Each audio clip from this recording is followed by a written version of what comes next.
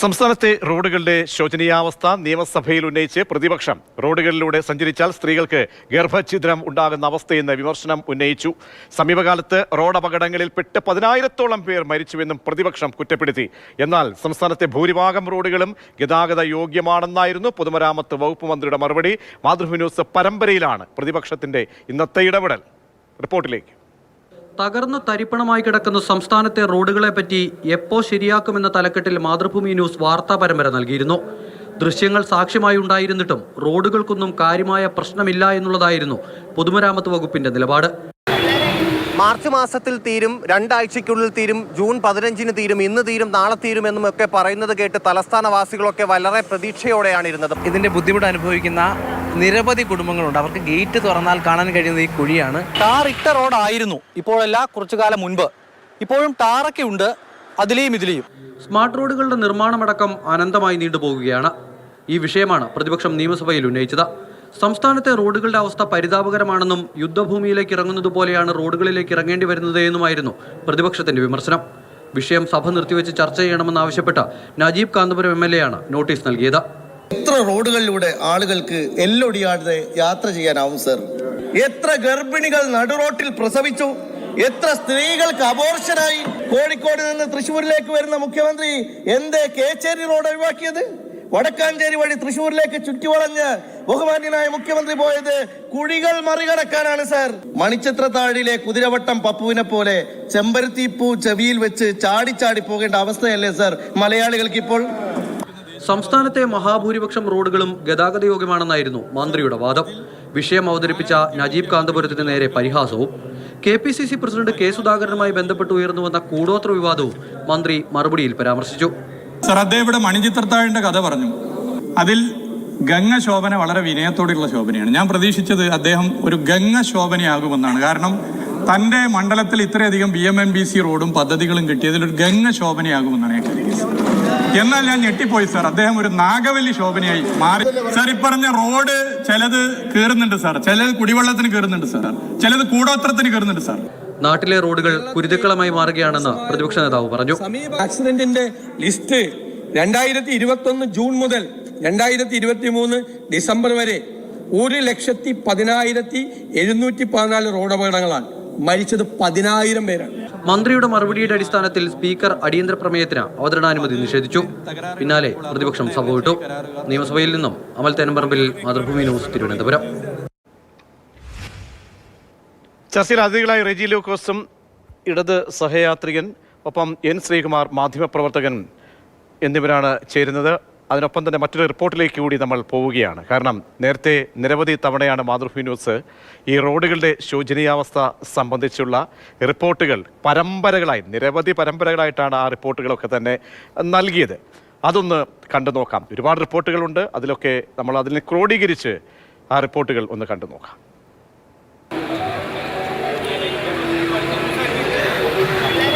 March മാസത്തിൽ തീരും, 2 ആഴ്ചയ്ക്കുള്ളിൽ തീരും, ജൂൺ 15-ന് തീരും, ഇന്ന് തീരും, നാളെ തീരുമെന്നുമൊക്കെ പറയുന്നത് കേട്ട് തലസ്ഥാനവാസികളൊക്കെ വളരെ പ്രതീക്ഷയോടെയാണ് ഇരുന്നത്. പക്ഷേ റോഡിൻ്റെ നിർമ്മാണ പ്രവർത്തനങ്ങൾ എല്ലായിടത്തും പൂർണ്ണമായും പൂർത്തിയായിട്ടില്ല എന്നുള്ളതാണ് ഏറ്റവും പ്രധാനപ്പെട്ട തിരുവനന്തപുരത്തെ കാര്യം.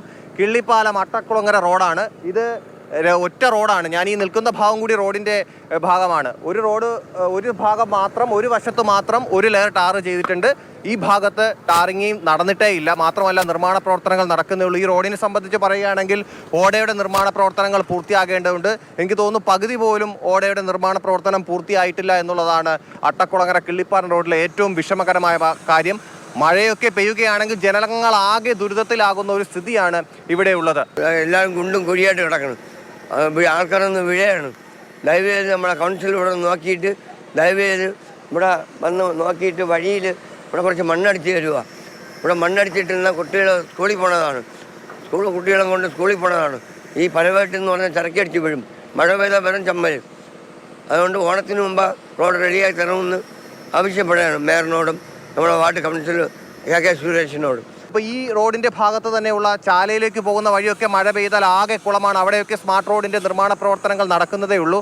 അങ്ങനെ തലസ്ഥാനത്തെ സ്മാർട്ട് റോഡിൻ്റെ പ്രവർത്തനങ്ങളൊന്നും പൂർണ്ണമായി തീർന്നിട്ടില്ല എന്നുള്ളതാണ് ഏറ്റവും ആശങ്ക ഉളവാക്കുന്ന ഒരു കാര്യം. ജനങ്ങളെ ഏറ്റവും ബുദ്ധിമുട്ടിക്കുന്ന ഒരു കാര്യം എന്ന് പറയുന്നത് അതാണ്. വരും ദിവസങ്ങളിൽ ഇനിയിപ്പോൾ മഴയൊക്കെ കനക്കുകയാണെങ്കിൽ എന്താകും സ്ഥിതി എന്ന് കണ്ടറിയേണ്ടിയിരിക്കുന്നു. ഇങ്ങനെയൊക്കെയാണ് കാര്യങ്ങൾ. എന്ന് നന്നാകും, അതായത് എന്ന് നന്നാക്കും എന്നുള്ളതാണ്, എന്ന് ശരിയാക്കും എന്നുള്ളതാണ് ജനങ്ങൾ ചോദിച്ചുകൊണ്ടിരിക്കുന്നത്. കാരണം അവരുടെയൊക്കെ തന്നെ നട്ടെല്ലൊക്കെ ക്ഷതമേറ്റിങ്ങനെ വല്ലാത്ത അവസ്ഥയിലേക്ക് ഇഞ്ചിഞ്ചായി ജീവിതത്തിലെ ആരോഗ്യം ഇങ്ങനെ ക്ഷയിക്കുന്ന അവസ്ഥയിലേക്ക് പലരും പോയിട്ടുണ്ട്. പക്ഷേ നമ്മളിതൊന്നും കാണുന്നില്ല എന്ന് മാത്രമാണ്. നേരത്തെ സഭയിൽ ഇന്ന് പ്രതിപക്ഷ നേതാവ് പറഞ്ഞതുപോലെ നിരവധി മരണങ്ങൾ സംഭവിച്ചു. അതൊക്കെ തന്നെ ഒറ്റപ്പെട്ട സംഭവങ്ങളായി ഓരോ ദിവസവും അങ്ങ് കളഞ്ഞു പോകുന്നതല്ലാതെ ഇതൊക്കെ ഗൗരവത്തോടുകൂടി സഭയിൽ ഇന്ന് മന്ത്രി കണ്ടില്ല എന്നുള്ളതാണ് നമ്മെ സംബന്ധിച്ചോളം വലിയ ആശ്ചര്യപ്പെടുത്തുന്ന കാര്യം. ശ്രീ എൻ ശ്രീകുമാർ, ഈ പൊതുജന താല്പര്യം മുൻനിർത്തിയാണ് ഇന്ന് പ്രതിപക്ഷം ഈ വിഷയം ഇന്ന് നജീബ് കാന്തപുരം MLA സഭയിലേക്ക് ഉന്നയിച്ചത്. ആ സഭയിൽ ഉന്നയിക്കുമ്പോൾ തന്നെ അദ്ദേഹം പറയുന്നുണ്ട്, കാരണം ഇത്രത്തോളം അപകടാവസ്ഥയിലാണ് സംസ്ഥാനം മുന്നോട്ട് പോകുന്നത്. കാരണം ഒരു ഗർഭസ്ഥ ശിശു മരിക്കുന്ന അവസ്ഥ പോലും തൻ്റെ സ്വന്തം മണ്ഡലത്തിൽ ഉണ്ടായി എന്ന് പറഞ്ഞപ്പോൾ സഭയിൽ ഇതിനൊക്കെ നിസ്സാരവൽക്കരിച്ച് കുറച്ച് റോഡുകൾ മാത്രമേ ഉള്ളൂ എന്ന്, ബാക്കിയൊക്കെ ക്ലിയർ ആണ് എന്ന് മന്ത്രിക്ക് എങ്ങനെ പറയാൻ തോന്നി എന്നുള്ളതാണ് നമ്മെ സംബന്ധിച്ചോളം അത്ഭുതപ്പെടുത്തുന്നത്. കാരണം എത്രയോ റോഡുകൾ അങ്ങയുടെ ജില്ല, അങ്ങേ താമസിക്കുന്ന തൃശ്ശൂരിനടുത്ത് തന്നെ, അവിടെയാണല്ലോ മുഖ്യമന്ത്രി വന്ന് റൂട്ട് മാറ്റിപ്പോയത് 16 കിലോമീറ്റർ. അങ്ങനെ ഒരുപാട് സ്ഥലങ്ങൾ. തലസ്ഥാനത്തേക്ക് വന്നാൽ സ്ഥിതി ഗുരുതരം, കോഴിക്കോട്ടേക്ക് പോയാൽ അതിനേക്കാൾ ഗുരുതരം, കൊച്ചിയിലേക്ക് പോയി കഴിഞ്ഞാൽ സ്ഥിതി പറയേ വേണ്ട. അപ്പോൾ ഇതിനെയൊക്കെ നിസ്സാരവൽക്കരിക്കുന്നതിൽ താങ്കൾക്ക് അത്ഭുതം തോന്നുന്നുണ്ടോ ശ്രീകുമാർ? നിസ്സാരവൽക്കരിക്കുന്നതിൽ അത്ഭുതം തോന്നുന്നില്ല. കാരണം ഏത് കാര്യം പറഞ്ഞാലും ഈ ഗവൺമെന്റിന്റെ വക്താക്കൾ പറയുന്നത് അതൊക്കെ പ്രതിപക്ഷവും മാധ്യമങ്ങളും നടത്തുന്ന ഗൂഢാലോചനയാണെന്നാണ്. മുഖ്യമന്ത്രി വഴിതിരിച്ച് വിട്ട കാര്യം മാത്രമാണ് മുഹമ്മദ് റിയാസിന്റെ മുമ്പിലുള്ള ഏക വിഷയമെങ്കിൽ അത് തന്നെ അദ്ദേഹത്തിന് സത്യം പറയാനുള്ള ഒരു കാര്യമായിരുന്നു. ജനങ്ങൾ നേരിട്ട് അനുഭവിക്കുന്ന 1-2 കാര്യങ്ങളാണ് റേഷന്റെ കാര്യവും അതുപോലെ റോഡുകളുടെ കാര്യവും. അതിൽ റോഡുകളിലൂടെ അവർ ദിവസവും പോവുകയാണ്. അപ്പൊ എന്നിട്ട് നുണ പറഞ്ഞാൽ അതിന്റെ അർത്ഥം എന്താണ്? ഇവിടെ രസമല്ല, ഇതിലെ ഒരു ഉത്കണ്ഠാജനകമായ ഒരു കാര്യം അതല്ല. ഇന്ന് നജീബ് കാന്തപുരം ഈ വിഷയം അവതരിപ്പിക്കുമ്പോൾ പൊതുമരാമത്ത് വകുപ്പ് മന്ത്രി ആ മന്ത്രിയുടെ ഒരു ആർജവം ഇല്ലാതാക്കുന്ന രീതിയിലുള്ള സിനിമാ കഥ പറയുകയല്ലേ ചെയ്തത്? അങ്ങനെയാണോ ഗൗരവത്തോടെ പൊതുമരാമത്ത് വകുപ്പിനെ ഒരു മന്ത്രി കാണേണ്ടത്? TK ദിവാകരൻ പൊതുമരാമത്ത് വകുപ്പ് മന്ത്രിയായിരുന്നത് ഒരു സംസ്ഥാനമാണെന്ന് ആലോചിക്കണം. അതായത് പഴയ കാലത്ത് TK ദിവാകരനാണ് കേരളത്തിലെ പൊതുമരാമത്ത് വകുപ്പിനെ വളരെ ഗംഭീരമെന്ന നിലയിൽ കൊണ്ടുവന്നു എന്ന് പറയപ്പെടുന്നത്. അദ്ദേഹം മന്ത്രിയായിരുന്ന സംസ്ഥാനത്ത് ഇന്നത്തെ ഇടതുപക്ഷ മന്ത്രിസഭ ജനങ്ങൾ ഒരു ജനകീയ വിഷയം ഉന്നയിച്ചപ്പോൾ അദ്ദേഹം തമാശ പറയാണ്, സിനിമ കഥ പറഞ്ഞിട്ട്. അത് മാത്രമല്ല, മന്ത്രി MB രാജേഷ് എന്താണ് പറഞ്ഞത്? വിഷയം അടിയന്തര പ്രമേയം അവതരിപ്പിച്ച നജീബ് കാന്തപുരത്തിന് കൂടുതൽ സമയം കൊടുത്തെന്ന്. അതായത് ജനകീയ വിഷയം ഉന്നയിക്കാൻ കൂടുതൽ സമയം കൊടുത്തു. അപ്പൊ സ്പീക്കർ തിരുത്തി. എന്താണ്? സമയം കൊടുത്തില്ല, 10 മിനിറ്റേ കൊടുത്തുള്ളൂ. നോക്കൂ, ഇതൊക്കെ ആ മന്ത്രി രണ്ടുപേരും ഒരു പാർട്ടിയിൽപ്പെട്ടവരല്ലേ, സ്പീക്കറും തദ്ദേശ മന്ത്രിയും മരാമത്ത് മന്ത്രിയും ഒക്കെ. ഈ മുഹമ്മദ് റിയാസ് 2 വർഷം മുമ്പ് ഒരു കാര്യം പറഞ്ഞു, നിങ്ങളൊക്കെ മറന്നുപോയി കാണും. പക്ഷെ നമ്മളൊക്കെ സ്ഥിരം ഇങ്ങനെ കേൾക്കുന്നവരൊന്നും മറക്കില്ല. എല്ലാ മാസവും റോഡ് പരിശോധന. ഒരു എക്സിക്യൂട്ടീവ് എഞ്ചിനീയറുടെ കീഴിൽ 500 കിലോമീറ്റർ റോഡ് ശരാശരി വരും. ഒരു അസിസ്റ്റന്റ് എക്സിക്യൂട്ടീവ് എഞ്ചിനീയറുടെ കീഴിൽ 150 കിലോമീറ്റർ റോഡ് ശരാശരി വരും. എല്ലാ മാസവും ഈ ഉദ്യോഗസ്ഥർ അവിടെ പോയിട്ട് ഓരോ മാസവും പരിശോധിക്കും. ആ പരിശോധിക്കുന്നതിന്റെ ഫോട്ടോ എടുക്കും. ആ ഫോട്ടോ എടുത്തിട്ട് മന്ത്രിക്ക് അയച്ചു കൊടുക്കും. ഓഫീസിലിരുന്ന് റോഡിന്റെ ക്ഷമത പരിശോധിക്കുന്ന ഏർപ്പാട് നിർത്തും. ഒരു കലണ്ടർ ഉണ്ടാക്കും. ഇതൊക്കെ പറഞ്ഞ് 2 വർഷം മുമ്പ്. 8 വർഷം പിണറായി ഗവൺമെന്റ് ആണ് ഇവിടെ ഭരിക്കുന്നത്. അപ്പൊ പൊതുമരാമത്ത് റോഡ് 8 വർഷം ആരുടെ കയ്യിലാണ്? CPM-ന്റെ കയ്യിലാണ്. ഇപ്പോൾ മുഖ്യമന്ത്രിയുടെ മുഖ്യമന്ത്രിയുടെ പാർട്ടിയിൽപ്പെട്ട മന്ത്രി റിയാസിന്റെ കീഴിലാണ് ഈ റോഡുകൾ വരുന്നത്. അദ്ദേഹം ഒരു സത്യാവസ്ഥ അദ്ദേഹത്തിന് പറയായിരുന്നു, ഏത് മന്ത്രിസഭയുടെ കാലത്ത് റോഡുകൾ തകരാറിലാകും. കാരണം പ്രതീക്ഷ ഒരു കാര്യം മനസ്സിലാക്കും, നമ്മുടെ നാട്ടിലെ കരാറുകാർക്ക് 16,000 കോടി എത്ര രൂപ കൊടുക്കാനുണ്ട് ഇവിടെ. ഈ ഗവൺമെന്റ് കൊടുക്കാനുണ്ട്. അപ്പൊ ഈ കോടിക്കണക്കിന് രൂപ. ഞാൻ ഒരു കാര്യം, കാരണം പെട്ടെന്ന് ഈ പൊതുമരാമത്ത് വകുപ്പിലെ ഉദ്യോഗസ്ഥന്മാരുടെ മുട്ടിടിച്ച് റോഡിൻ്റെ ശോച്യാവസ്ഥ അപ്പോഴാണ് ഒരു സുപ്രഭാതത്തിലാണ് മനസ്സിലായത്. കാരണം ഭൂമി അല്ല മറ്റേ നമ്മളെ പറയില്ല ശാസ്ത്ര പ്രതിഭാസം വന്ന് കിണറൊക്കെ ഇടിഞ്ഞു താഴുന്ന പോലെ, അതുപോലെ അന്ന് അങ്ങനെ ഒരു സംഭവം ഉണ്ടായതുപോലെയാണ് ഈ കുന്നംകുളം കേച്ചേരി റോഡിൽ മുഖ്യമന്ത്രി ഒന്ന് റൂട്ട് മാറ്റിപ്പോയപ്പോൾ അവിടുത്തെ ഉദ്യോഗസ്ഥർ സടകുടഞ്ഞ് എഴുന്നേറ്റത്. ആ ദൃശ്യങ്ങൾ നോക്കൂ, സടകുടഞ്ഞ് എഴുന്നേക്കുന്നത് കൊള്ളാം. ആളുകൾ വിചാരിച്ചു അങ്ങനെയെങ്കിലും ആ റോഡ് നന്നാവുമല്ലോ എന്ന്. നോക്കൂ, അന്നത്തെ ജൂൺ 24 ദൃശ്യമാണ് കാണിക്കുന്നത്.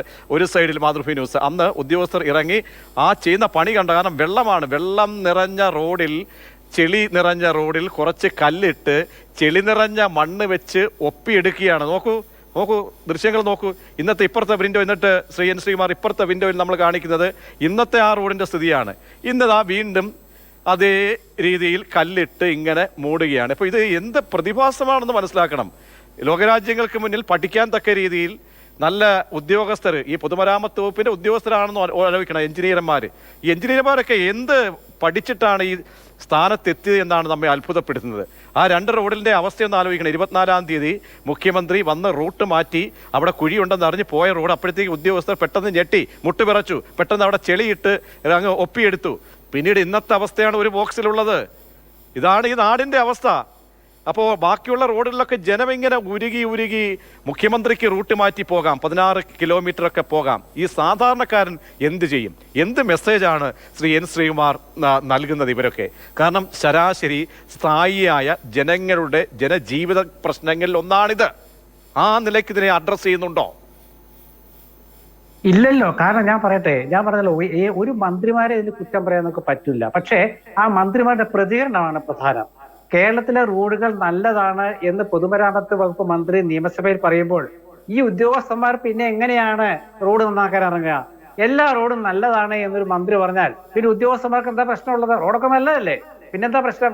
നേരെ മറിച്ച് റോഡുകളെല്ലാം മോശമാണെന്നും ഉദ്യോഗസ്ഥന്മാർ മര്യാദയ്ക്ക് പണിയെടുത്തില്ലെങ്കിൽ, കരാറുകാരെ കൊണ്ട് പണി ചെയ്യിച്ചില്ലെങ്കിൽ, കള്ളപ്പണി ശ്രദ്ധിച്ചില്ലെങ്കിൽ നടപടിയെടുക്കുമെന്നല്ലേ മന്ത്രി പറയേണ്ടത്? ഇന്ന് റിയാസത്തിൽ നിന്ന് ആർജവമുള്ള ഒരു മന്ത്രിയൊക്കെ ഇതേ പാർട്ടിയിൽപ്പെട്ട മന്ത്രിയും മുൻപുണ്ടായിരുന്നു എന്ന് ഓർക്കണം. ഉദ്യോഗസ്ഥരെ വരച്ച വരയിൽ നിർത്തുന്ന മന്ത്രി തീർച്ചയായിട്ടും ഉണ്ട്. അല്ല ഞാൻ പറയാമല്ലോ, ജി സുധാകരനെ കുറിച്ചാണ് ഉദ്ദേശിക്കുന്നതെങ്കിൽ അതായത് ഞാൻ പറഞ്ഞ മനസ്സിലായില്ലേ പ്രജീഷേ, ഒരു മന്ത്രി എന്ന് പറയുമ്പോൾ ആ മന്ത്രി വിചാരിച്ചാൽ ഉദ്യോഗസ്ഥന്മാരെ മന്ത്രി വിചാരിക്കുന്ന പോലെ ജോലി ചെയ്യും. ഇവിടെ മുഹമ്മദ് റിയാസ് 2 വർഷം മുമ്പ് പറഞ്ഞ കാര്യം ഞാൻ ഈ പറഞ്ഞത്. ഓരോ മാസം റിവ്യൂ ഫോട്ടോ എടുത്ത് അയക്കണം. എന്നിട്ട് എന്ത് സംഭവിച്ചു? ഇവിടെ അതൊക്കെ പോട്ടെ. ഞാൻ പറഞ്ഞ നജീബ് ഇന്ന് ആ വിഷയം ഉന്നയിക്കുമ്പോൾ നജീബ് പറഞ്ഞത് ശരിയാണ്. നമ്മൾ ആ കാര്യത്തിൽ ശ്രദ്ധിക്കും. റോഡുകളുടെ കാര്യം മോശമാണ്. മുഖ്യമന്ത്രി 16 കിലോമീറ്റർ വഴി തിരിഞ്ഞു പോയി, ആ റോഡ് വീണ്ടും നാശമായി. ഇത് നിങ്ങളുടെ കാര്യം ആലോചിക്കണം. ഈ മുഖ്യമന്ത്രി വഴിതിരിഞ്ഞു പോയ റോഡെന്ന് പറയുന്നത് ചെറിയ റോഡല്ല. തൃശ്ശൂർ ഗുരുവായൂർ റോഡാണ്, തൃശ്ശൂർ കുറ്റിപ്പുറം റോഡാണ്, തൃശ്ശൂർ കുന്നംകുളം കോഴിക്കോട് റോഡാണ്. അല്ലാതെ ചെറിയ റോഡൊന്നും അല്ല. അപ്പൊ അത് ഉദ്യോഗസ്ഥന്മാര് റോഡുകളെല്ലാം നല്ലതാണെന്ന് മന്ത്രി പറഞ്ഞാൽ ഏത് ഉദ്യോഗസ്ഥനാ പിന്നെ സടകുടന്ന് എഴുന്നേൽക്കുക? പിന്നെ അവിടുത്തെ നാട്ടുകാരെ പേടിച്ചിട്ടാണ് കുഴി മൂടുന്നത്. കാരണം അവിടുത്തെ നാട്ടുകാർ നാളെ രംഗത്തിറങ്ങും. അവര് വാഴ വെക്കും റോഡിൽ വാഴ വെച്ച് കഴിഞ്ഞാൽ പിന്നെ ഈ മന്ത്രിക്കിടക്കാൻ പോകാൻ പറ്റില്ല. അപ്പൊ മന്ത്രിമാരെ പേടിച്ചിട്ടല്ല, ആ ഭാഗത്തുള്ള പ്രാദേശികമായ പ്രതിപക്ഷ നേതാക്കളെയും ജനങ്ങളെയും ഭയന്നിട്ടാണ് ഈ റോഡ് പെട്ടെന്ന് നന്നാക്കുന്നത്. അത് 2 ആഴ്ച നിൽക്കും, 3-ാമത്തെ ആഴ്ച. ഞാൻ ഇടത് കേന്ദ്രത്തിനുള്ള ഇതിനോടുള്ള പ്രതികരണം എന്താണെന്ന് നോക്കാം. ശ്രീ റെജി ലൂക്കോസ്, ഓരോരോ കാര്യങ്ങളും കാരണം ജനങ്ങൾക്ക് സ്ഥായിയായ വിഷയങ്ങളാണ്, ജനങ്ങളെ ബാധിക്കുന്ന ദൈനംദിന വിഷയങ്ങൾ. അത് ചൂണ്ടിക്കാണിക്കുന്നു. ഒരു ഫ്ലോർ എന്ന് പറയുമ്പോൾ അറിയാലോ, നിയമസഭയുടെ ആ ഒരു സാങ്ക്ടിറ്റി, ആ ഒരു പരിശുദ്ധത, അവിടെയാണ് ഈ കാര്യങ്ങൾ ബോധ്യപ്പെടുത്താൻ ഒരു ഉത്തരവാദിത്തപ്പെട്ട ഒരു MLA ശ്രമിക്കുന്നത്.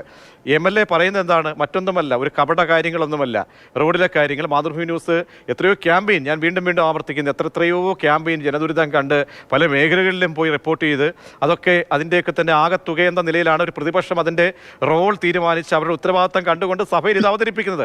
സഭയിൽ അവതരിപ്പിക്കുമ്പോൾ മന്ത്രി നടത്തിയ പ്രസ്താവന അങ്ങേയറ്റം മ്ലേച്ഛമായി പോയില്ലേ ശ്രീ റെജി ലൂക്കോസ്? അതോ വലതുപക്ഷ മാധ്യമങ്ങൾ പഠിച്ചതേ ചൊല്ലൂ എന്ന് പറയുന്നത് പോലെ വലതുപക്ഷ മാധ്യമങ്ങൾ ഉന്നയിക്കുന്ന, തൊടുത്തുവിടുന്ന, പടച്ചുവിടുന്ന സർക്കാരിനെതിരായ തിരക്കഥകൾ ആണോ? അങ്ങനെയാണോ ഇതിനെ കാണേണ്ടത് ശ്രീ റെജി ലൂക്കോസ്? പ്രതീക്ഷയെ ആദ്യം എനിക്ക് പറയാനുള്ളത്, നിങ്ങളുടെ റിപ്പോർട്ടർ അമൽ തേനമ്പറമ്പിലാന്ന് തോന്നുന്നു ആ റിപ്പോർട്ടർ തയ്യാറാക്കിയത്. ഇന്നിപ്പം ഈ ചർച്ചയുടെ തുടക്കത്തിൽ കാണിച്ചത് ഞാൻ അദ്ദേഹത്തിന് അഭിനന്ദിക്കുക. കാര്യത്തിൽ ഒരു തർക്കമില്ല. കാരണം അദ്ദേഹത്തിന്റെ ആ റിപ്പോർട്ടിൽ കേരളത്തിൽ എവിടെയായാലും പിന്നെ റോഡുകൾ എവിടെ തകർന്നാലും അത് ചൂണ്ടിക്കാണിക്കേണ്ട ഉത്തരവാദിത്തമുള്ള മാധ്യമത്തിന് തർമ്മം, അതിനൊന്നും ആരും വിമർശിക്കുന്നില്ല. തന്നെയല്ല, നല്ല റോഡുകൾ എന്ന് പറയുന്ന മനുഷ്യാവകാശത്തിൽപ്പെട്ടതാണ്. ഒരു നാടിന്റെ പുരോഗതിക്ക് അടിസ്ഥാനപരമായിട്ട് വേണ്ട വികസന പ്രവർത്തനങ്ങൾ എന്ന് പറഞ്ഞാൽ റോഡിലൂടെ നടക്കുന്നത്. സഞ്ചാരയോഗ്യമായ റോഡ് എന്ന് പറയുന്നത് പൗരാവകാശത്തോടു കൂടിയാണ്. ഒരു സംശയം, നമ്മുടെ ഭരണഘടനയിൽ എഴുതിയിട്ടുണ്ട്, ലോകവ്യാപകമായിട്ടുണ്ട് തത്വം. അത് ഒരു തർക്കമില്ല കാര്യത്തിൽ. പക്ഷെ വസ്തുതകൾ മറച്ചു വെച്ചുകൊണ്ട് നമ്മൾ ചർച്ച ചെയ്യാവോ? ഞാൻ ഈ സർക്കാർ വന്നതിന് ശേഷമുള്ള മേന്മകളെ കുറിച്ചും മറ്റു സർക്കാരുകളുടെ കുറ്റങ്ങളെ കുറിച്ചും ഒന്നുമല്ല ഈ ചർച്ച പറയുന്നത്. വസ്തുതകൾ നമ്മൾ മനസ്സിലാക്കണം. ബഹുമാനപ്പെട്ട നജീബ് കാന്തപുരം പെരിന്തൽമണ്ണ MLA എന്ന് വടി കൊടുത്ത് അടി വാങ്ങിക്കുമല്ലേ? വളരെ സരസമായിട്ട് നമ്മുടെ നിയമസഭയിൽ ഗൗരവം വിട്ട് സരസമായ രീതിയിൽ നിയമസഭയെ കയ്യിലെടുത്തുകൊണ്ട് സംസാരിക്കുന്ന മന്ത്രിമാരും ജനപ്രതിനിധികളൊക്കെ ഇത് ആദ്യമൊന്നുമല്ല കേരളത്തില്. എത്ര പേരുടെ പേര് ഞാൻ അങ്ങോട്ട് പറയാം. ബഹുമാനപ്പെട്ട CH മുഹമ്മദ് കോയ, അദ്ദേഹം കേരളത്തിൽ നിയമസഭയിൽ വർണ്ണാഭമായ ഹാസ്യങ്ങൾ കൊണ്ട് കാര്യങ്ങൾ അവതരിപ്പിച്ച് ജനകീയനായിട്ടുള്ള നേതാവായിരുന്നു. ചാഴികാരനെന്ന് പറഞ്ഞ് കടുത്തിരുത്തുന്ന ഒരു MLA, അദ്ദേഹത്തിന്റെ നിയമസഭാ പ്രസംഗങ്ങൾ പോലും ഇന്നും പിന്നെ ഒരു തരംഗമായിട്ട് തന്നെ നിങ്ങൾക്ക് ഏത് ബുക്ക് സ്റ്റാളിൽ കേൾക്കാം. അപ്പൊ മുഹമ്മദ് റിയാസ് എന്ന് സഭയിൽ സരസ സംഭാഷണങ്ങളും ശ്രീ റെജിലൂക്ക്, സരസ സംഭാഷണങ്ങളും തമാശയൊക്കെ പറയാൻ ഓരോ സന്ദർഭങ്ങളുണ്ട്. മനുഷ്യൻ ഇവിടെ ചത്ത് കിടക്കുന്ന സമയത്ത് കളിയാണ് അവർക്കൊക്കെ, ചിരിയാണ് അവർക്കൊക്കെ. അതൊന്ന് ആലോചിച്ചു. കാരണം മരണപ്പെട്ട ആളുകളുടെ കണക്ക് പറയുകയാണ്, ഇത്ര ആളുകൾ മരിച്ചു എന്ന്, ഇത്ര ആളുകൾ ജീവിച്ച് മരിക്കുന്നു എന്ന്. അപ്പോഴാണ് സിനിമാ ഡയലോഗ് പറയാൻ. അതാണോ സമയം? അതാണോ ചിരിക്കാനുള്ള സമയം? അതാണോ ഉത്തരവാദിത്തപ്പെട്ട ഒരു വകുപ്പ് മന്ത്രി ചെയ്യേണ്ടത്? ഒന്ന് ചിന്തിച്ചു നോക്കണം. കോണ്ടസ്റ്റ് ഒന്ന് ചിന്തിക്കണ്ടേ? അല്ല, ഞാൻ അതിലേക്ക് അതിനാണ് ഞാൻ മുൻകാല അനുഭവങ്ങൾ ഷെയർ ചെയ്തത്. മന്ത്രി റിയാസിനെ അതിക്രൂരമായിട്ട് വിമർശിക്കുമ്പോൾ നിങ്ങൾ ചില കാര്യങ്ങൾ അറിയണം. 2016 ഈ ഗവൺമെന്റ് അധികാരത്തിൽ വരുമ്പോൾ ബഹുമാനപ്പെട്ട ശ്രീമാൻ സാർ അറിയാം, അദ്ദേഹം കള്ളം പറയുന്ന ആളൊന്നുമല്ല. കേരളത്തിൽ റോഡ് എന്ന് പറഞ്ഞ സാധനം ഇല്ലായിരുന്നു. കേരളത്തിലെ നാഷണൽ ഹൈവേ വികസനം എന്ന് പറയുന്നത് നാഷണൽ ഹൈവേ അതോറിറ്റി ഓഫീസ് പൂട്ടിക്കിട്ട് തിരിച്ചുപോയി. കൂടാതെ തന്നെ കേരളത്തിലെ മലയോര പ്രദേശങ്ങളിൽ സഞ്ചാരയോഗ്യമല്ലായിരുന്നു. നിങ്ങളൊന്ന് ആലോചിച്ച് നോക്കിയേ, കേരളത്തിലെ ആകെ PWD റോഡിന്റെ ദൈർഘ്യം എത്രയെന്നറിയോ? 29,852 കിലോമീറ്ററാ PWD റോഡിന്റെ ഇത്. അന്ന് PWD റോഡുകൾ എന്ന് പറഞ്ഞാൽ ഒരു നല്ല ടാറിംഗ് എന്ന് പറയുന്നത് മലയാളിക്ക് വിദേശങ്ങളിലൊക്കെ പോകുമ്പോൾ കാണുന്ന ഒരു സ്വപ്നമായിരുന്നു. എന്നാൽ ഈ ഗവൺമെന്റ് അധികാരത്തിൽ വന്നതിന് ശേഷം, ഞാനിത് കണക്കുകളാണ് പറയുന്നത്, പച്ച യാഥാർത്ഥ്യം അല്ലാണ്ട് ഒരു ന്യായീകരണം അതിനകത്ത് പറയുന്നില്ല. വന്നതിന് ശേഷം 16,857 കിലോമീറ്റർ BNBC പിന്നെ ടാറിംഗ് നടത്തി. ഈ ടാറിംഗ് എന്ന് പറഞ്ഞാൽ 1 കിലോമീറ്റർ 50 ലക്ഷം രൂപ അധിക ചെലവാ ഈ ഗവൺമെന്റ് ചെയ്തു. അതിന്റെ ഗുണം അനുഭവിക്കാത്ത ഒരു പഞ്ചായത്ത് പോലും കേരളത്തിലുണ്ട്. ഞാനൊക്കെ കേരളത്തിൽ നമ്മളെല്ലാവരും നിരന്തരം യാത്ര ചെയ്തതാ. പിന്നെ നമ്മുടെ ഇന്ത്യയിൽ ഏറ്റവും കൂടുതൽ മഴ പെയ്യുന്ന രണ്ടാമത്തെ സംസ്ഥാനം ഇപ്പൊ അത് 1ാം സ്ഥാനത്തേക്ക് വന്നതാണ് നമ്മുടെ കേരള. നേരത്തെ അത് മേഘാലയായിരുന്നു. ശ്രീ റെജി ലൂക്കോസ്, താങ്കൾ പറയുന്നത് സമ്മതിച്ചു. 22,000 ചില്ലുമാനം അല്ലെങ്കിൽ അത് PWD പരിധിയിൽ വരുന്നുണ്ട്. 2 ലക്ഷത്തോളം പഠിപ്പിച്ച തദ്ദേശ സ്ഥാപനങ്ങളുടെ അത്രയും കിലോമീറ്ററിൽ റോഡുകൾ അവിടെ വരുന്നുണ്ട്. പക്ഷേ ഈ ഒറ്റ കാര്യമേ ഉള്ളൂ റെജി ലൂക്കോസ്, പണി തുടങ്ങിക്കഴിഞ്ഞു. ഇപ്പോൾ തിരുവനന്തപുരത്ത് നോക്കൂ, എൻ്റെ കൺമുന്നിൽ കാണുന്നതാണ്. തിരുവനന്തപുരത്തെ ചില റോഡുകൾ ഡെഡ് ലൈൻ കൊടുത്തു, ഡെഡ് ലൈൻ കഴിയുകയാണ്, അതിൻ്റെ സമയപരിധി കഴിഞ്ഞപ്പോൾ പെട്ടെന്നൊരു പരുവപ്പെടുത്തിയ ഒരു പോക്ക് നോക്കുമ്പോൾ റോഡ് ക്ലിയറാണ്, എല്ലാം പറഞ്ഞതുപോലെ പേപ്പറിൽ അടയാളപ്പെടുത്തി എഴുതി, ആ കുഴപ്പമില്ല, പറഞ്ഞ സമയം കഴിഞ്ഞു, എല്ലാം ക്ലിയറാണ്. പക്ഷേ എന്താണ് അപകടാവസ്ഥ? ഓടകൾ കൃത്യമായി ചെയ്തിട്ടില്ല. ഇപ്പോൾ ആ നിർമ്മാണം പൂർത്തിയായ റോഡുകൾ, പൂർത്തിയെന്ന് പറയപ്പെടുന്ന റോഡുകൾ വീണ്ടും വെട്ടിപ്പൊളിക്കുകയാണ് വേറെ വകുപ്പ്, ഇറിഗേഷൻ വകുപ്പിൻ്റെ വെട്ടിപ്പൊളി, പിന്നീട് ഓട പൊളിക്ക് നിർമ്മിക്കാൻ വേണ്ടി. അങ്ങനെയാണ് ഓരോ റോഡുകളുടെയും അവസ്ഥ. പിന്നീട് ഒരു കാര്യം ഞാൻ പറയട്ടെ, വലിയ രീതിയിൽ വെണ്ടയ്ക്ക അക്ഷരത്തിൽ പല ബോർഡുകളും ഫ്ലെക്സിൽ എഴുതി വെക്കുന്നുണ്ട്, നിങ്ങൾക്ക് ഈ റോഡ് കാവലാളായി എപ്പോഴും ഉണ്ടാകും എന്ന് എഴുതി വെക്കുകയാണ്. നമ്പർ കൊടുത്തേക്കുന്ന ആരെയാണ്? കരാറുകാരനെ നിങ്ങൾക്ക് വിളിച്ചാൽ ഉടനടി പരിഹാരമുണ്ടാകുന്നത്. എവിടെ പരിഹാരമുണ്ടായി?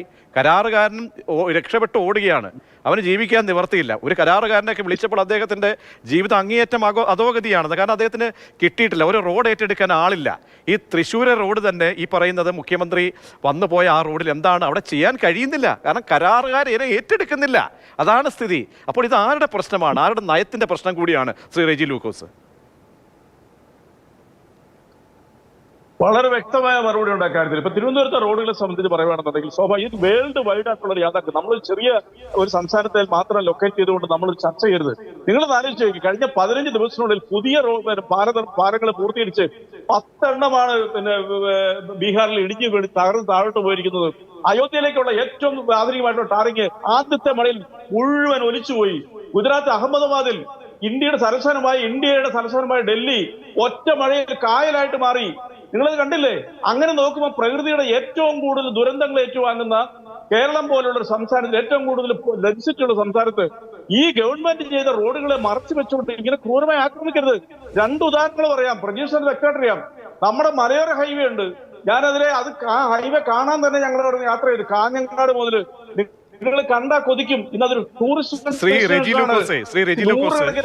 റെജി ലൂക്കോസ്, കേരളത്തിന്റെ സാംസ്കാരികതയും ഔന്നത്യവും ഒക്കെ അതുകൊണ്ടാണ്. കാരണം ഈ മുഹമ്മദ് റിയാസ് ഒരു പ്രേക്ഷകൻ ഇപ്പോൾ എന്നോട് പറഞ്ഞതാണ്, അത് ഈ താങ്കൾ സംസാരിച്ചുകൊണ്ട് പറയുകയാണ്, അതായത് മുഹമ്മദ് റിയാസ് വന്നതുകൊണ്ടല്ല ഈ റോഡുകൾ ഇങ്ങനെ മേന്മ ആയെടുത്തത്. അതിൻ്റെ ഒരു പേറ്റന്റ് ഒന്നും അദ്ദേഹത്തിന് കൊടുത്തില്ല. കാരണം കാലങ്ങളായി നമ്മളുടെ നാടിൻ്റെ അല്ലെങ്കിൽ നമ്മുടെ നാട്ടിലെ ജനങ്ങളുടെ അല്ലെങ്കിൽ സർക്കാരിൻ്റെ ആ ഒരു ഇച്ഛാശക്തിയുടെ കൂടി ഭാഗമാണ് ഈ റോഡുകൾ.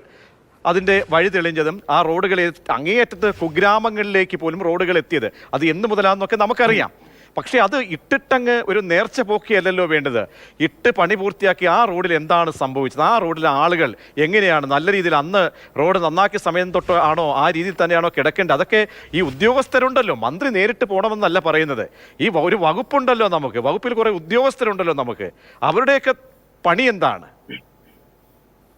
പ്രതീക്ഷ, അതൊരു നല്ല ബഹുമാനപ്പെട്ട ആ പ്രേക്ഷകനെ ഞാൻ റെസ്പെക്ടോടു കൂടിയാണ് കേട്ടത്. അദ്ദേഹം പറഞ്ഞത് വികസനം എന്ന് പറയുന്ന ഒരു മന്ത്രിയല്ല, അതൊരു പ്രോസസ്സിംഗ്, ഒരു കണ്ടിന്യൂഷൻ. സത്യമാണ്. ഇപ്പൊ ജി സുധാകരൻ സാറ് കേരളത്തിൽ ലോകത്തിന്റെ മുമ്പിൽ തന്നെ അത്ഭുതങ്ങൾ സൃഷ്ടിച്ച നമ്മുടെ റോഡ് വികസനത്തിന്റെ കാര്യത്തിൽ 5 വർഷം കൊണ്ട് നിശ്ചയിക്കാൻ പറ്റുമോ? നമ്മുടെ സങ്കല്പത്തിൽ പോലും പ്രതീക്ഷിക്കാത്ത കുണ്ടന്നൂർ വൈപ്പിലെ മേൽപ്പാലങ്ങള്, അദ്ദേഹത്തിന്റെ അതുപോലെ തന്നെ ആലപ്പുഴ മേൽപ്പാലം 6.5 കിലോമീറ്റർ ഉള്ളത്, ഇതൊക്കെ 53 വർഷത്തെ പഴക്കമുള്ള ആ മനുഷ്യൻ ചെയ്ത സേവനങ്ങളെ ഒരിക്കലും മറക്കാൻ പറ്റുന്നില്ല. അതിന്റെ തുടർച്ചയാണ് മുഹമ്മദ് റിയാസും. മുഹമ്മദ് റിയാസിനെ വ്യക്തിപരമായിട്ട് ആക്രമിക്കുന്നത് ഞാൻ അദ്ദേഹത്തിന് പോഴ്ത്താൻ പറയുന്നില്ല. അദ്ദേഹം ചെയ്ത സേവനങ്ങൾ നിങ്ങൾ മറക്കരുത്. കേരളത്തിൽ അസാധ്യം. വിദേശ മലയാളികൾ പോലെ വിദേശത്തുള്ള ടൂറിസ്റ്റുകൾ പറഞ്ഞു ഇറ്റ്സ് ഇമ്പോസിബിൾ എന്നാ പറഞ്ഞു ഞങ്ങളുടെ നാട്ടിൽ. ഏതാണെന്നറിയോ? മൂന്നാർ പിന്നെ തേക്കടി ഹൈവേ, ആ ഹൈവേ എന്ന് പറയുന്നത് എത്രയോ തവണ ഞങ്ങളൊക്കെ യാത്ര ചെയ്തിട്ടുണ്ട്. അസാധ്യമായ ആ റോഡിന്റെ വികസനം കണ്ടാൽ ഇന്നും അത് വലിയ ആ റോഡ് സഞ്ചരിക്കാൻ തന്നെ ആളുകൾ വരുക. ഗ്യാപ് റോഡ് എന്ന അതിന്റെ പേര്. അതൊക്കെ ഈ ഗവൺമെന്റിന്റെ സംഭാവനകളാ. തീരദേശ ഹൈവേ, എത്രയോ പാലങ്ങൾ വേണ്ട. ഞാനൊന്ന് ചോദിക്കട്ടെ, കേരളത്തിന്റെ വികസനത്തിന്റെ ഏറ്റവും വലിയ കോടാലി എന്തായിരുന്നു? നമ്മുടെ നാഷണൽ ഹൈവേ വികസനത്തിന് തന്ന അപാകതയാ. അത് 25,000 കോടി ഈ കൊച്ചു സംസ്ഥാനം ദേശീയ നാഷണൽ അതോറിറ്റിക്ക് അങ്ങോട്ട് കൊടുത്ത് സ്ഥലങ്ങൾ ഏറ്റെടുത്ത ഇന്ത്യയിലെ ഏക സംസ്ഥാനം. 66 നമ്പർ 66 NH അതിന്റെ പണി ദ്രുതഗതി നടന്നുകൊണ്ടിരിക്കുക. അത് പണി നടക്കുന്നതിന് പേരിൽ ഗതാഗത തടസ്സങ്ങളുണ്ട്. സ്വാഭാവികല്ലേ? നിങ്ങൾ കേരളത്തിന് വെളിയിലേക്ക് ഒന്ന് യാത്ര ചെയ്യൂ. കേരളത്തിന്റെ വെളിയിൽ ഈ പോപ്പുലേഷൻ ഇത്രോ ഡെൻസിറ്റി കുറഞ്ഞ സ്ഥലങ്ങളിലായെങ്കിൽ പോലും അവിടേക്ക് ഒരു മഴ വന്നാൽ ഈ റോഡ് ഒലിച്ചു പോകും. അപ്പൊ നമ്മൾ ഈ കണ്ടതിന് തെറ്റുകളുണ്ട്, ഇല്ലെന്ന് ഞാൻ പറയില്ല. വാട്ടർ അതോറിറ്റി റോഡ് നന്നായിട്ട് ടാർ ചെയ്ത് കഴിഞ്ഞാൽ പിറ്റേ ദിവസം ഒന്ന് മാന്തും. ഇത്രയ്ക്ക് ക്രൂരത. പക്ഷെ റോഡ് ശേഖരണ കാര്യത്തിൽ കർശനമായ നിലപാടെടുത്തിട്ടുണ്ട്. പക്ഷെ വകുപ്പുകൾ തമ്മിലുള്ള ഏകീകരണത്തിന്റെ അപാകതയാണ്. അതാണ് പ്രശ്നം. വകുപ്പുകൾ തമ്മിൽ ഏകോപനമില്ല. അത് എത്ര നാൾ കണ്ട് പറയുന്നു റെജി ലൂക്കോസ്? എത്ര കാലങ്ങളായി നമ്മൾ പറയുന്നതാണ് ഈ വകുപ്പുകൾ തമ്മിൽ ഏകോപനമില്ല. കാരണം അത് വളരെ പ്രധാനപ്പെട്ട പ്രശ്നമാണ്. മന്ത്രിമാർ തമ്മിൽ ഇക്കാര്യത്തിൽ ഒരു യോജിപ്പിൽ എത്തണം. ഇതാണ് നല്ല റോഡ്. ഇന്ന് സുപ്രഭാതത്തിൽ നോക്കും നല്ല റോഡായിരിക്കും. നമ്മൾ വണ്ടി ഓടിച്ചു പോകുന്നു, നാളെ പിറ്റേന്ന് ദിവസം നമുക്ക് അറിയത്തില്ല ആ റോഡിൻ്റെ അവസ്ഥ എന്താണ് അവിടെ സംഭവിക്കുന്നത് അറിയത്തില്ല. ആ രീതിയിൽ സ്പീഡിൽ രാത്രിയിലൊക്കെ ആരെങ്കിലും പോയി കഴിഞ്ഞാൽ അവൻ്റെ അധോഗതിയാണ്. കാരണം അതാണ് സംഭവിക്കുന്നത്. നജീബ് കാന്തപുരം എന്താണ് പറഞ്ഞത്? ഒരു ഗർഭസ്ഥ ശിശുവിൻ്റെ മരണം, ആ മരണം ഒരുപക്ഷെ ഒരു കൊലപാതകമാണ്. ഒരർത്ഥത്തിൽ അത് കൊലപാതകമാണ്. സംസ്ഥാന സർക്കാരിൻ്റെ ഒരു കൊലപാതകമായി മാത്രമേ അതിനെ കാണാൻ കഴിയൂ. അങ്ങനെയാണ് ഈ വിഷയം സഭയിൽ അവതരിപ്പിക്കുന്നത്. അതിനൊരു മറുപടി കിട്ടിയോ? ഒരു അടിയന്തര പ്രാധാന്യത്തോട് ഇത് കൈകാര്യം ചെയ്യേണ്ട വിഷയമാണെന്ന് സർക്കാരിന് എന്തുകൊണ്ടാണ് തോന്നാതെ പോയത്? അതൊരു പ്രധാനപ്പെട്ട പ്രശ്നമാണ്. ശ്രീ എൻ ശ്രീകുമാർ, എന്തായാലും മേന്മകൾ ഒരുപാട് പറഞ്ഞല്ലോ റെജി ലൂക്കോസ്. കാരണം ഒരുപാട് മേന്മകൾ അദ്ദേഹത്തിന്റെ താങ്കളും കേട്ട് കാണും. ഒരു കാര്യം ഞാൻ പറഞ്ഞോട്ടെ പ്ലീസ്. ശ്രീകുമാർ സാറിന്റെ തൃശ്ശൂരിന്റെ ചുറ്റുവട്ടത്തുള്ള റോഡിനെ കുറിച്ച് ഞാൻ പറഞ്ഞത് എനിക്ക് റോഡല്ല. ഞാൻ ഒറ്റ കാര്യം പറയാം. നമ്മൾ തെരഞ്ഞെടുക്കുന്ന MLA-മാർക്ക് ചില ഉത്തരവാദിത്തങ്ങളുണ്ട്. എനിക്ക് നേരിട്ട് ഒരു കാര്യം കൂടി ഈ ചർച്ച പറയാണ്ട് ഞാൻ പറയണം ആഗ്രഹിച്ചല്ല. അതായത് പ്രതിപക്ഷത്തെ എല്ലാ MLA-മാരും ഉത്തരവാദിത്തമുള്ള പ്രതിപക്ഷ MLA-മാർ നിരവധി പേരുണ്ട്. പക്ഷെ ചില MLA-മാര് അവരുടെ ഉത്തരവാദിത്തം മറന്നുകൊണ്ട് സർക്കാരിന് പൈസ തരുന്നില്ല വികസനത്തിന് എന്നും പറഞ്ഞുകൊണ്ട് കുറ്റപ്പെടുത്തി അടുത്ത പ്രാവശ്യം വോട്ട് നേടാനുള്ള തന്ത്രങ്ങൾ അറിയുന്ന കുബുദ്ധികളായ MLA-മാരുണ്ട്. എനിക്കറിയാൻ 2-3 പേരുടെ. ഞങ്ങളൊക്കെ ഇടപെട്ടിട്ടുള്ള കാര്യത്തിൽ ആരെയും പിൻ പോയിന്റ് ചെയ്ത് പേര് പറയാൻ ആഗ്രഹിക്കുന്നില്ല. എന്റെ നാട്ടിൽ തന്നെ ജനങ്ങളെ ആയിരക്കണക്കിന് ഞങ്ങൾ ആശ്രയിക്കുന്ന 3 റോഡുകൾ 25 വർഷമായിട്ട് ജനപ്രതിനിധിക്ക് നിവേദനം കൊടുത്ത് മടുത്ത് ഒടുവിൽ ഞങ്ങൾ അവിടുത്തെ രാഷ്ട്രീയ പ്രവർത്തകർ കുറെ ആളുകൾ 1 വർഷങ്ങൾക്ക് മുമ്പ് മന്ത്രിയെ കണ്ടപ്പോൾ ആ മന്ത്രിയുടെ ഓഫീസിൽ നിന്ന് ഞങ്ങൾ അറിഞ്ഞെന്താണെന്നറിയോ? ഇങ്ങനെ റോഡിന് വേണ്ടി ഇവിടെ ആരും വന്നിട്ടില്ല. എന്താ ജനങ്ങളെ തെറ്റിദ്ധരിപ്പിക്കുകയാണ്, ഫണ്ട് അനുവദിക്കുന്നില്ല. ഒരു MLA-ക്ക് ചില ഉത്തരവാദിത്തമൊക്കെ ഇല്ലേ? നിങ്ങൾ അവരെ മറന്നുകൊണ്ട് ഈ ചർച്ച ചെയ്യാവോ? അതേസമയം പ്രതിപക്ഷത്തെ MLA-മാർ തന്നെ എത്രയോ മനോഹരമായിട്ട് ഈ നജീബ് കാന്തപുരത്തിനെ ഞാൻ അപ്രീഷിക്കും. അദ്ദേഹത്തിന്റെ മണ്ഡലത്തിൽ അദ്ദേഹം നല്ല കാര്യങ്ങൾ ചെയ്തിട്ടുണ്ട്. MLA-ക്കാണ് ഏറ്റവും കൂടുതൽ ജനങ്ങളെ ആശ്രയിക്കുന്ന ആരെയാ? ജനപ്രതിനിധികളിൽ. അവർക്കിപ്പോ എല്ലാവർക്കും പോയി മന്ത്രിയെ കാണാൻ പറ്റുമോ? അപ്പൊ അവരോട് പറയുന്നത് എന്താ? ഞങ്ങൾ പോയി നിവേദനം കൊടുത്തു, നിങ്ങളുടെ നിവേദനങ്ങളെല്ലാം അങ്ങോട്ട് കൊടുത്തു, ഫണ്ട് അനുവദിക്കുന്നില്ല. പച്ച നുണ പറഞ്ഞ് ജനങ്ങളെ തെറ്റിദ്ധരിപ്പിക്കുക സർക്കാരിനെതിരായിട്ട്. ഞാൻ എന്റെ അനുഭവങ്ങളോട് ഷെയർ ചെയ്യാൻ ഉദ്ദേശിക്കുന്നില്ല, കാരണം അത് എന്റെ മാന്യതയ്ക്ക് ചേരാത്തതുകൊണ്ടാണ്. ഞങ്ങളുടെ നാട്ടിലെ കാര്യമായി പറഞ്ഞത്. അനുവദിക്കാൻ ഫണ്ടുണ്ടോ? അനുവദിക്കാൻ ഫണ്ടുണ്ടോ? ഈ കരാറുകാരുടെ പൈസയുടെ കാര്യം എന്താവും ശ്രീ റെജി ലൂക്കോസ്? ഈ കരാറുകാരുടെ പൈസയുടെ കാര്യം എന്താവും? കാരണം എത്രയോ പൈസ അവർ കൊടുക്കാനുണ്ട്. അവരുടെ അവസ്ഥ എന്താണ്? കാരണം അത് നമ്മൾ അഡ്രസ്സ് ചെയ്ത് പോയേ പറ്റുള്ളൂ. കരാറുകാരുടെ അത് ഈ കാര്യത്തിൽ മന്ത്രിക്കോ?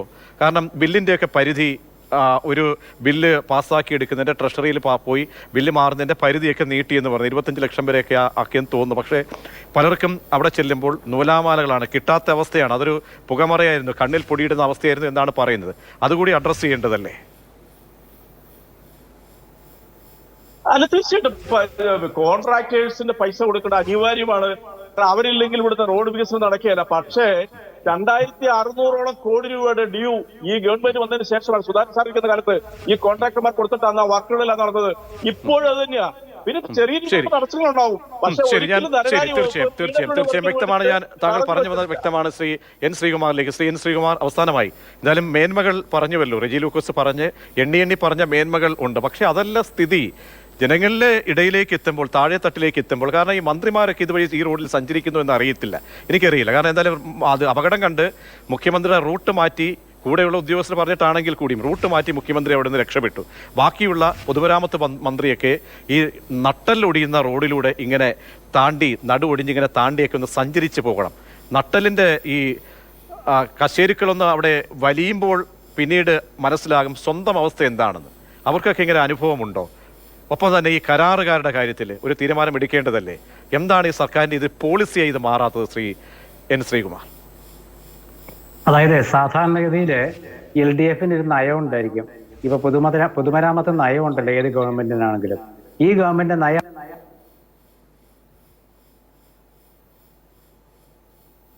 ാണോ എന്നുള്ളതാണ് ആ നയം തീരുമാനിക്കുന്നത്. ഇപ്പൊ നിങ്ങൾ നോക്കൂ, എന്തുകൊണ്ടാണ് LDF ഗവൺമെന്റിന്റെ കാലത്ത് മാത്രം ഇത്രയധികം റോഡുകളിലെ ഈ പ്രശ്നം ഉണ്ടായത്? ഇതിനു മുമ്പ് ഗവൺമെന്റിനെ ഭരിച്ചിരുന്നല്ലോ. ഇപ്പൊ സുധാകരൻ ഭരിച്ച കാലത്തെ കുറിച്ച് പറഞ്ഞത് അത് പോട്ടെ. പക്ഷെ എന്തുകൊണ്ടാണ് കഴിഞ്ഞ 3 വർഷമായിട്ട് എന്തുകൊണ്ടാണ് ഇത്രയധികം റോഡുകളുടെ പ്രശ്നം ഇവിടെ വന്നത്? എല്ലാ കാലത്തും മഴയും വെയിലൊക്കെ ഒരുപോലെ തന്നെ അല്ലേ? അപ്പൊ നമ്മുടെ നാട്ടിൽ ഇപ്പൊ എന്തായാലും ലോക്സഭാ തെരഞ്ഞെടുപ്പ് തോറ്റു LDF. ഇനിയിപ്പോ ആർക്ക് വേണ്ടി ഞങ്ങൾ പ്രവർത്തിക്കുന്നത് എന്നൊരു തോന്നലേ പാർട്ടിക്ക് വന്ന് എന്ത് ചെയ്യാൻ പറ്റും? എങ്കിലും നിങ്ങൾ അനുഭവിച്ചു എന്ന രീതിയിൽ തന്നെ. അല്ലെങ്കിൽ ഇന്ന് നിയമസഭയിലത്തെ ഇന്നത്തെ ചർച്ച നിങ്ങൾ നോക്കൂ. തീർച്ചയായും അങ്ങ് പറഞ്ഞു വരുന്ന മനസ്സിലാകുന്നുണ്ട്. എന്തായാലും കണക്ഷനിൽ ഒരു എററുണ്ട്. എന്തായാലും ചർച്ചയിൽ പങ്കെടുത്ത ശ്രീ റെജി ലൂക്കോസിനും ഒപ്പം എൻ ശ്രീകുമാറിനും ഈ റോഡിൻ്റെ അവസ്ഥയാണ് ഇപ്പോൾ ഒരു പ്രേക്ഷകൻ അറിയിച്ചിരിക്കുന്നത്. ഈ കുമാരപുരം പൂന്തി റോഡ് കുഞ്ചിവീട് നഗറിലെ 5 വർഷമായി ഞങ്ങൾ അനുഭവിക്കുന്ന പെടാപ്പാട്. റോഡ് ഉപരോധം നടത്തി, പരാതികൾ കൊടുത്തു, ഹ്യൂമൻ റൈറ്റ്സ് കമ്മീഷനടക്കം ഞങ്ങൾ സമീപിച്ചു. ഒരു അഡ്വഞ്ചറസ് യാത്ര പോലെയാണ് ഇവിടെ റോഡിൽ വീഴാതെ ഞങ്ങൾ നടക്കുന്നത്. കുമാരപുരം പൂന്തി റോഡാണ്. അവിടെ ഒരു കൗൺസിലറുണ്ടോ? അദ്ദേഹത്തിൻ്റെ പണി എന്താണ്? എന്തായാലും കുറച്ച് ദിവസം കൂടെ കഴിയുമ്പോൾ, മാസങ്ങൾ കഴിയുമ്പോൾ ഈ ജനങ്ങളെ തന്നെ അഭിമുഖീകരിക്കേണ്ടതല്ലേ ഈ പാർട്ടികളൊക്കെ? അപ്പോൾ ഒരുപാട് ഇടങ്ങളിൽ ഇത് ഒറ്റപ്പെട്ട സംഭവമില്ല. മന്ത്രിമാർക്കൊക്കെ സിനിമാ ഡയലോഗ് പറഞ്ഞ് സഭയിൽ ഇങ്ങനെ തമാശയായി പറഞ്ഞ് ഉല്ലസിക്കാം. പക്ഷേ ജനങ്ങളുടെ അവസ്ഥ നിങ്ങൾ കാണണം. ഉടനടി ഒരു പരിഹാരം ഉണ്ടാക്കേണ്ടിയിരിക്കുന്നു.